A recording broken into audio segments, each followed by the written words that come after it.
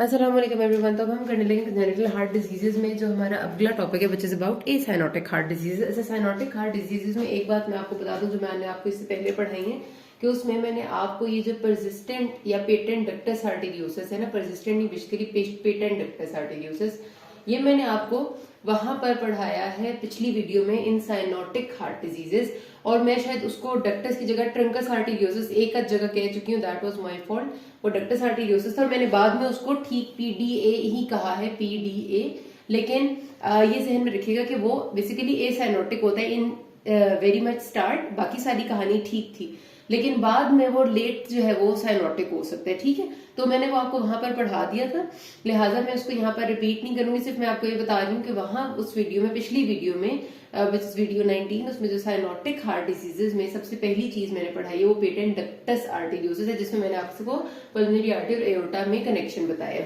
फिर जो वहां पर एक और चीज होती है जो बेसिकली साइनोटिक का पार्ट होती है वो है परसिस्टेंट ट्रंकस आर्टेरियोसिस, ठीक है, परसिस्टेंट ट्रंकस आर्टेरियोसिस।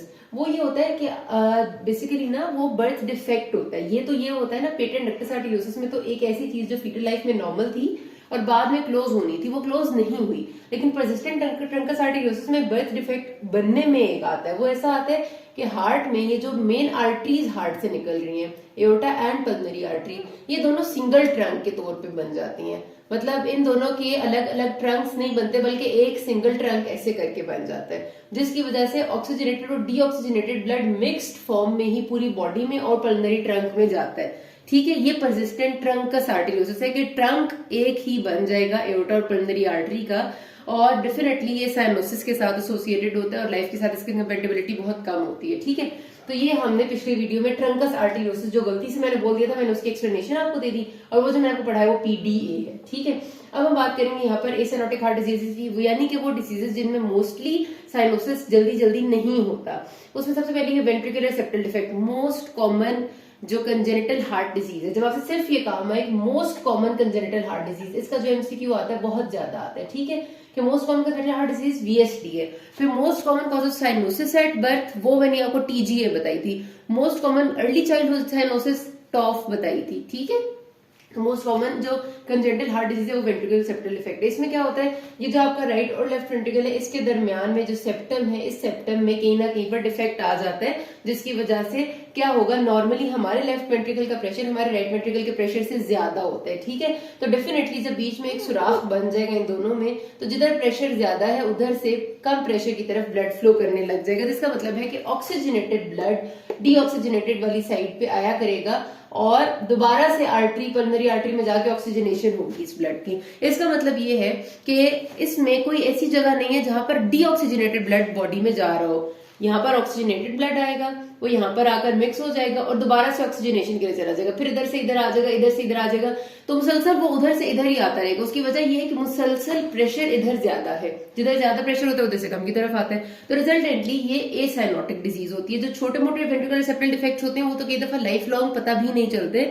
जो बड़े डिफेक्ट्स होते हैं वो अगर सर्जिकली ट्रीट ना किए जाएं तो फिर हो सकता है कि उसमें पेशेंट को इस किस्म के कोई सिम्टम्स आने लग जाए कि ब्लड वहां से यहाँ पर आ रहे हैं मुस्तकिल, तो डेफिनेटली उसके बाद राइट वेंट्रिकल से वो आपकी पल्मोनरी आर्टरीज और लंग में चला जाता है। तो जाहिर सी बात है कि जब ब्लड उधर से इधर आ रहा है तो लंग में प्रेशर बढ़ता जाएगा आहिस्ता आहिस्ता, मतलब पल्मोनरी ब्लड फ्लो का प्रेशर बढ़ता जाएगा और आहिस्ता आहिस्ता हार्ट फेलियर की तरफ जा सकता है, पल्मोनरी ओवरलोड हो जाएगा ना, क्योंकि ब्लड उधर नहीं जा रहा, ब्लड इधर आ रहा है। ये चीज सबसे ज्यादा डेवलप हो सकती है, ठीक है। अब दूसरी अगली जो चीज है वो एट्रियल सेप्टल डिफेक्ट है। एट्रियल सेप्टल डिफेक्ट का मतलब है ये जो दोनों आपका राइट एंड लेफ्ट एट्रिया है, इनके दरमियान में भी एक सेप्टम है, उस दोनों में उस सेप्टम में कोई डिफेक्ट है जिसमें एट्रियल सेप्टल डिफेक्ट कहते हैं। अच्छा याद रखना है हमेशा आपने कि एट्रियल सेप्टल डिफेक्ट और पेटेंट फोरामेन ओवेल दो डिफरेंट बातें हैं, ठीक है।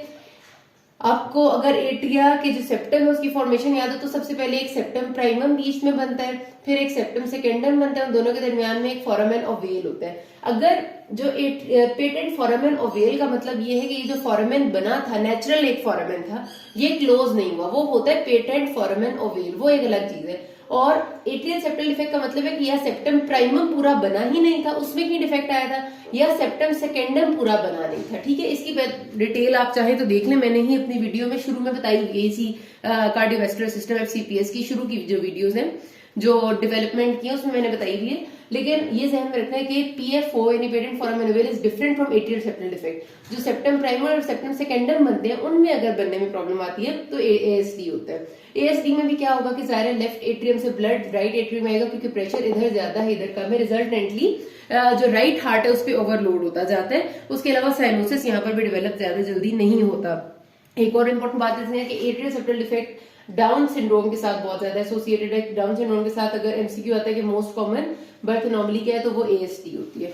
PDA मैंने आपको बता दी है। अब जो आपकी, अच्छा ये तो वैसे मैंने लिख दिया था, आइसेनमेंगर सिंड्रोम, वेरी इंपॉर्टेंट, ठीक है, क्योंकि ये वाला जो सिंड्रोम है अक्सर बच्चों को नहीं याद होता है, बहुत ही आसान।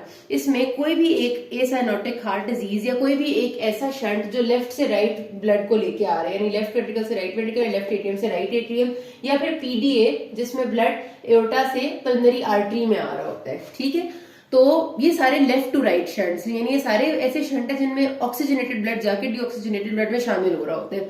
इसमें क्या होता है बेसिकली कि इनमें से कोई भी ऐसा शंट अगर हार्ट में प्रेजेंट है और Aahista Aahista right side of heart में प्रेशर बिल्ड हो रहा है, ठीक है, एक मुद्दत तक हमने उसे करेक्ट नहीं किया, क्या होगा, अगर बड़ा शंट है तो एक वक्त आएगा जब राइट साइड ऑफ हार्ट में ब्लड का प्रेशर इतना ज्यादा बढ़ जाएगा कि वो लेफ्ट साइड को एक्सीड कर जाएगा, ठीक है, क्योंकि सारी जिंदगी से बंदे का इधर से इधर ब्लड आ रहा है, ठीक है, सारा राइट साइड पे आ रहा है। तो एक वक्त आएगा जब राइट साइड का प्रेशर बढ़ जाएगा, लेफ्ट का कम हो जाएगा, फिर क्या होगा, फिर ये शंट रिवर्स हो जाएगा, फिर इसी सुराख से ब्लड इधर से इधर, इधर से इधर या यहां से यहां जाने लग जाएगा। तो फिर क्या होगा, जब डीऑक्सीजनेटेड ब्लड ऑक्सीजनेटेड में शामिल होने लग जाएगा और ऑक्सीजनेटेड पूरी वो जो मिक्स्ड ब्लड है पूरी बॉडी को जाएगा, तो फिर आपकी साइनोसिस अपेयर होने लग जाएगी, क्लबिंग होगी, साइनोसिस होगी, और वो सारे फीचर्स आएंगे जो साइनोटिक हार्ट डिजीजेस के होते हैं। तो इसको हम कहते हैं आइसेनमेंगर सिंड्रोम। आइसेनमेंगर में कोई भी एक एसाइनोटिक हार्ट डिजीज यानी VSD, ASD या PDA प्रेजेंट होती है। आफ्टर लॉन्ग टाइम उसका